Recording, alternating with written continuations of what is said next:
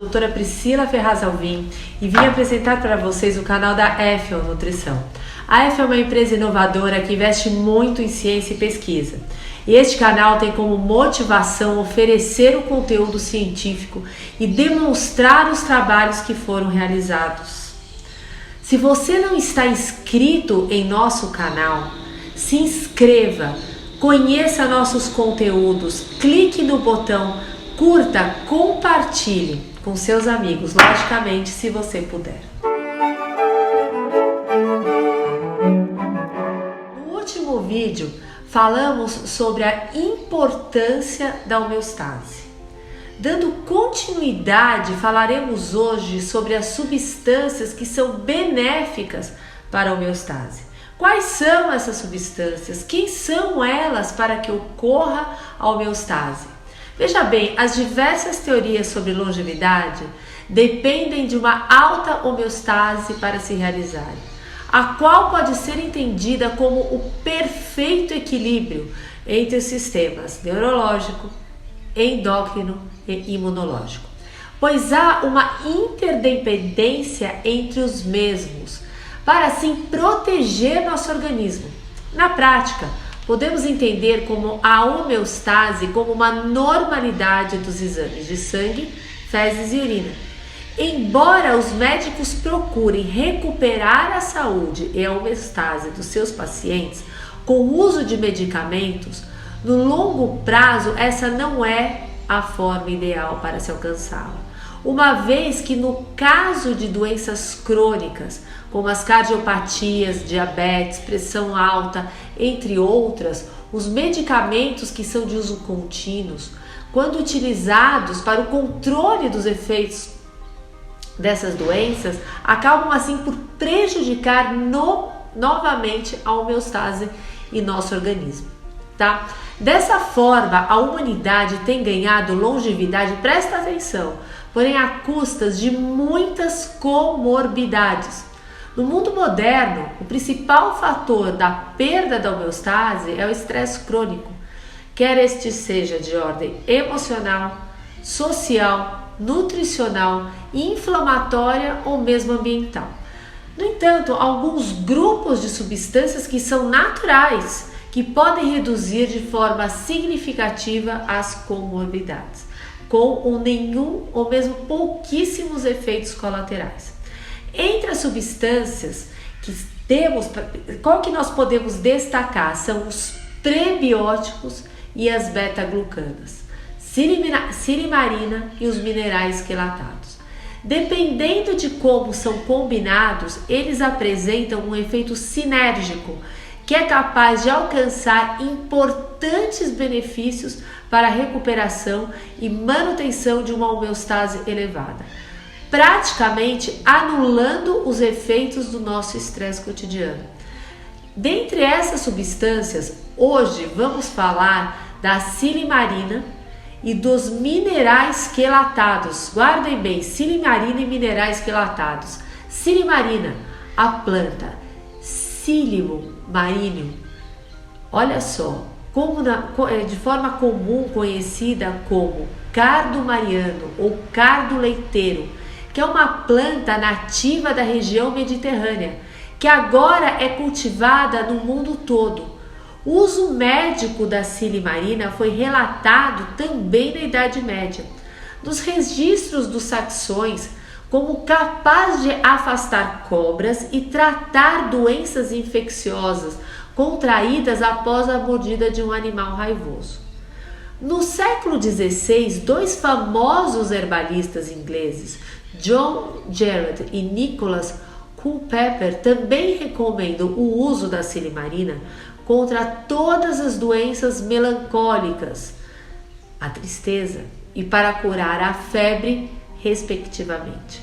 Além do seu reconhecido efeito hepatoprotetor, a silimarina é um composto químico com um efeito antidepressivo, pois estudos mostram que para contribuir para elevar os níveis da noradrenalina, da dopamina, bem como para inibir a desaminação oxidativa de monoaminas como a serotonina e a dopamina. Portanto, para contribui para a regulação do sistema neuroimunoendócrino, ou seja, para a melhora do sono. Apresenta também efeitos imunorreguladores e efeitos antidiabéticos, sendo assim considerada um antioxidante, por alterar os níveis das moléculas envolvidas no estresse oxidativo. Outros estudos demonstram que a utilização de um extrato seco padronizado de silimarina com a silibinina por 5 dias em camundongos BALB/C levou ao aumento dos níveis de dopamina e noradrenalina no cerebelo. Portanto, a utilização de silimarina pode contribuir de forma significativa em qualquer esforço de melhora da homeostase e da mitigação dos efeitos do estresse. Agora, os minerais quelatados. Os minerais fazem parte de uma infinidade de compostos que participam dos processos de regulação do eixo neuroimunoendócrino. As deficiências de minerais no ser humano podem variar de forma significativa, de região para região. Olha que interessante isso, pois dependem diretamente da composição do solo, onde são produzidos os alimentos. Que coisa mais bonita isso, né? E por onde circula a água própria para o consumo. Além disso, a forma molecular dos minerais também é importante para a sua absorção pelo organismo. Na forma inorgânica, os minerais tendem a ser menos absorvíveis do que quando ligados a moléculas orgânicas. Isso acontece por quê? Há 2 caminhos para a absorção de minerais em nosso organismo. Um deles é pela nutrição celular do epitélio do intestino grosso, que depende de um mineral estar numa forma iônica para ser assim absorvido por uma célula intestinal e também ser metabolizado e posteriormente liberado em nossa corrente sanguínea. Esse é um processo lento, limitado, que perde eficiência com o avanço da nossa idade, pois o aumento de cicatrizes, olha aí que coisa, que interessante, de enterites, diminui a capacidade do nosso intestino grosso para essa absorção. Por essa razão, são mais frequentes as deficiências de minerais em pessoas com mais idade. O segundo caminho de absorção de minerais é pelas vias de absorção de proteínas do intestino delgado. Veja bem, estamos falando de intestino grosso em primeira ordem, agora do delgado. Existem 15 diferentes vias de absorção para atender. As 20 espécies de aminoácidos existentes, algumas vias são exclusivas para uma única espécie de aminoácido, como é o caso da glicina. Como a absorção de proteínas é muito grande, se um mineral estiver ligado a um di ou tripeptídeo, ele será absorvido pela via das proteínas, que é praticamente ilimitada e rápida, pois cai diretamente na corrente sanguínea. Existem 15 vias de absorção para atender 20 espécies de aminoácidos existentes.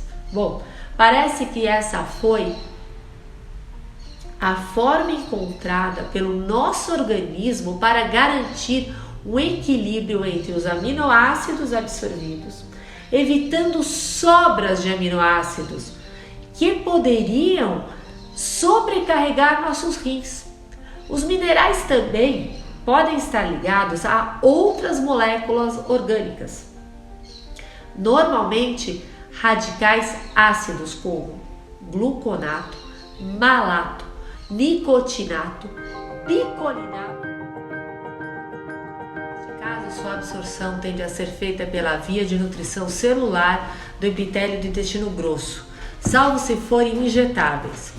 Entre os quelatados, a maior absorção ocorre naqueles que têm maior constante de estabilidade, pois quanto maior a sua estabilidade, maior será a estabilidade do quelato para chegar íntegro ao intestino delgado, sem ser desfeito pela digestão química no estômago.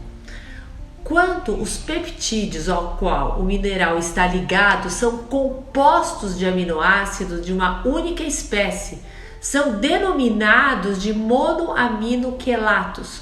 Por exemplo, glicinatos de zinco, quando estão ligados somente a glicinas, além da maior constante de estabilidade que faz com que uma maior percentagem chegue íntegra ao intestino delgado. Outra vantagem dos multiaminos quelatos é que, por serem compostos de diversas espécies de aminoácidos, eles têm maiores chances de serem absorvidos por diversos serão todas as vias de absorção de proteínas. Isso lhes confere uma capacidade de absorção ou biodisponibilidade significativamente maior, salvo os casos excepcionais de pessoas cronicamente deficientes em algum mineral. Uma altíssima biodisponibilidade não costuma ser imprescindível para seres humanos, embora ou seja para animais de criação que atualmente já não podem demonstrar todos os seus potenciais produtivos sem os multiaminos quelatos. Os quelatos que não resistem ao ataque químico da digestão gástrica ainda poderão ser absorvidos no intestino grosso, se estiverem em estado iônico e encontrarem uma célula epitelial que os absorva.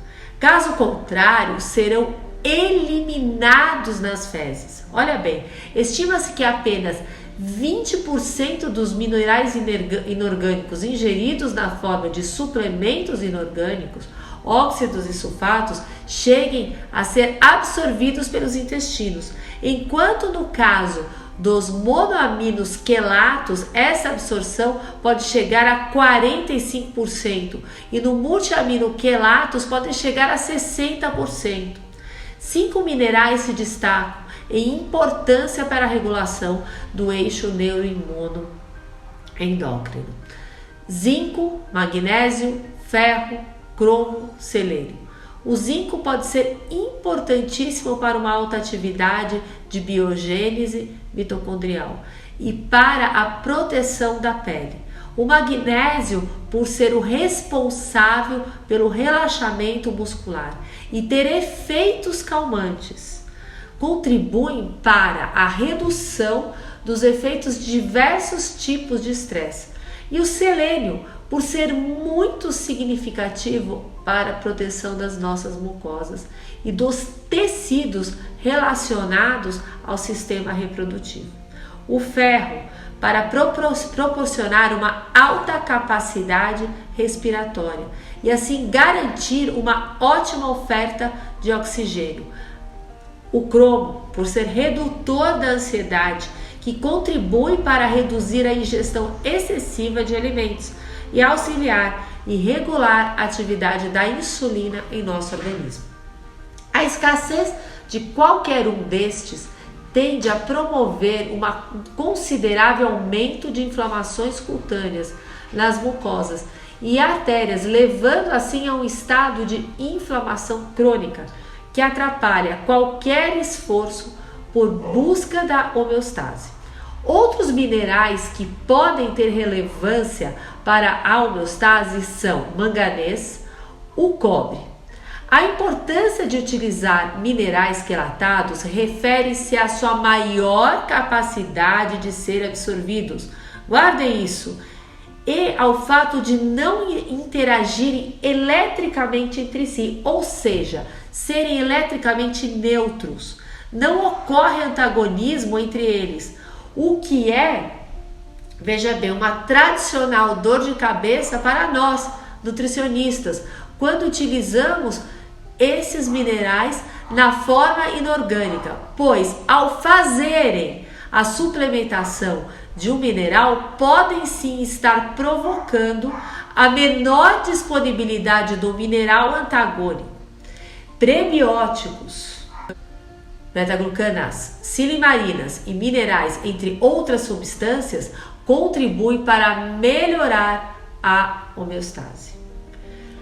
Efeito das substâncias. Olha que interessante agora aqui para completar. A estabilidade da microbiota intestinal, regulação dos níveis de serotonina e dopamina, ativação e treinamento do nosso sistema imunológico, melhora da qualidade do nosso sono, a proteção hepática, ativação da biogênese mitocondrial, proteção das mucosas, atividade antiviral, aumento da microbiota psicobiótica. Muito interessante todas estas questões.